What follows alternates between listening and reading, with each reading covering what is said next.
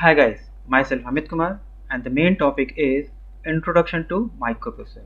On this topic, the first question generally asks what microprocessor is and how it is different from the microcontroller.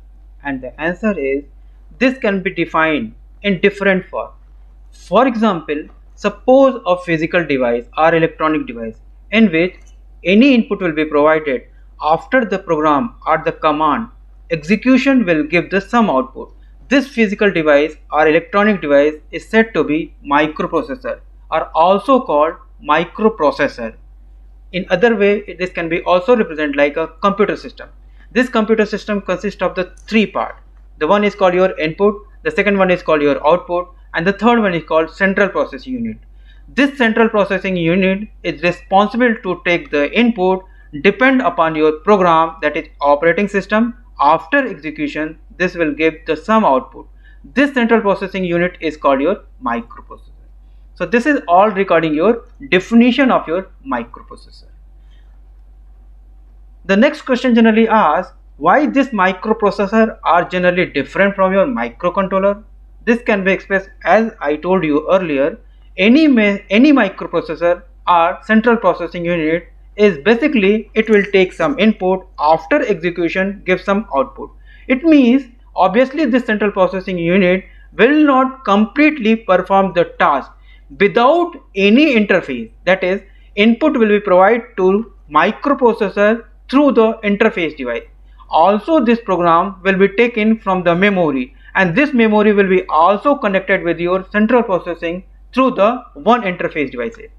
This output will be also provided to the output devices through the output peripheral devices. But in case of the microcontroller, this central processing unit along with your input output port, bus control, oscillator, RAM, ROM, timer counter, serial port, all these on a single chip is called your microcontroller. So overall, how can we define the microprocessor and how actually it is your different from your microcontroller? So in one way, we can say that the microprocessor is the central processing unit of a computer system and also called this is like a heart of the complete computer system. Or in other way, we can say that a microprocessor is an integrated circuit which contain a large number of core functions in complete computer system. This is also a microprocessor.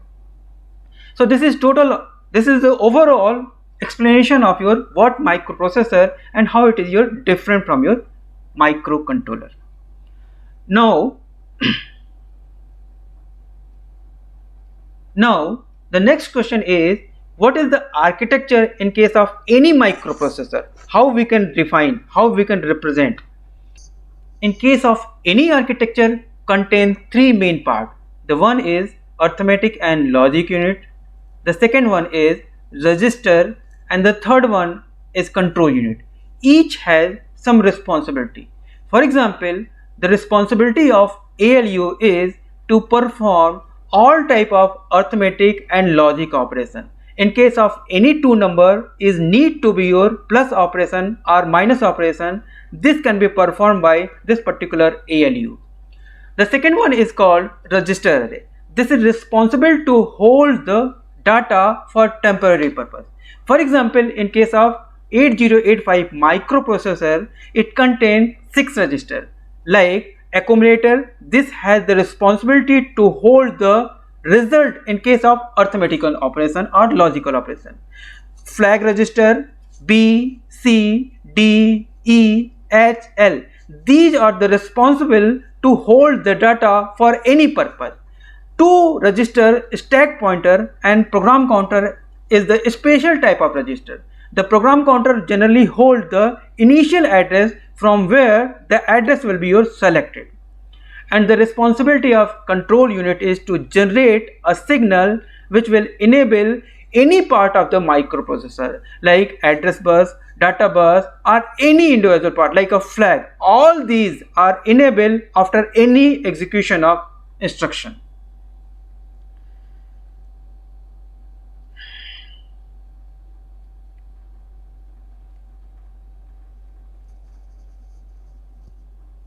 once we understand the basic structure of or basic architecture of any microprocessor, then next question may be generally asked, what is the classification of microprocessor? This can be also defined in different categories.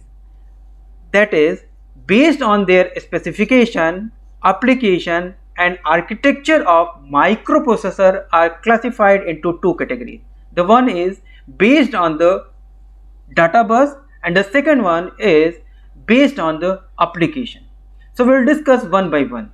The first one is, suppose one person is asking to you, it is your 4-bit microprocessor. It means its architecture contain 4-bit data bus, and 4-bit data bus means that this processor can transfer any 4-bit data from one location to another location. In case of your any microprocessor is your 8-bit microprocessor, for example 8085, this type of microprocessor contain 8-bit data bus, and 8-bit data bus indicate that this can also transfer any 8-bit data parallelly from many memory from one location to another location.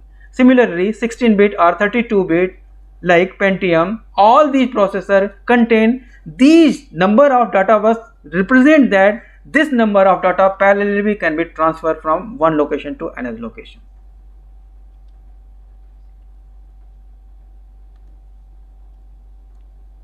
Now the second one is microprocessor based on application. For example, one example is in case of any microprocessor which are designed for the multi-purpose like arithmetic operation, logic operation like 8085, 8086, 186, 286, 386 or Pentium. All these processors are generally used for multi-purpose, and this type of processor is called your general purpose microprocessor. The second one is all those processors which are used for the one purpose or special type of purpose, like for home appliances like washing machine, like a printer, like a Xerox machine. All these devices contain a special type of processor is called your microcontroller. And the third one is also a special type of processor, for example signal processing, yeah, or in VLSI area, ASIC, FPGA, CPLD, all these processor is called a special type of microprocessor. And last two are also very important. For example, RISC processor, that is reduced instruction set computer. This type of processor, in case of this type of microprocessor, computer architecture contain the special type of quickly executed instruction. That is, in other way we can say that RISC is a computer architecture where instructions are simple and designed to get executed quickly. And the one is CISC, that is computer instruction set computer.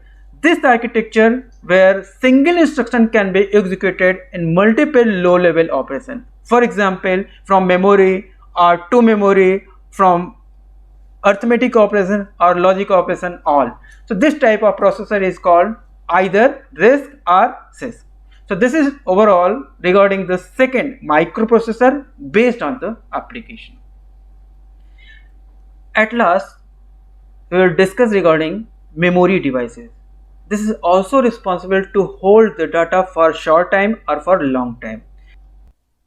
In case of the memory, every microprocessor can access only limited space from memory. For example, suppose we are talking regarding 8085. It has 16-bit address bus. It means it can access 2 to the power 16 location from any memory. In other way, also we can represent that every memory is divided into three categories. The one is called your main memory, second one is cache memory, and the third one is secondary memory. The responsibility of the main memory is that its program and data need to be in main memory in order to be executed shortly. The second one is called your cache memory. The cache memory is a high-speed memory available inside CPU in order to speed up access to data and instruction stored in RAM memory. And the last one is called your secondary memory. This is responsible to hold the data for any data for a long time. For example, hard disk, pen drive, CD, DVD, etc. So this is all regarding your memory device. At last, what actually input is and what actually output is. Without input, without output, no any processing can be done. So for example, in complete computer system, input is like your keyboard, mouse, pen drive, hard disk, all these is called your input devices. And after execution, it will generate some output. For example, like a printer, like a monitor. So this is total input output devices in case of any microprocessor or microcontroller overall. Now all topics have been covered during the first lecture. During the second lecture, we will try to initiate the basic architecture of your microprocessor. Thank you.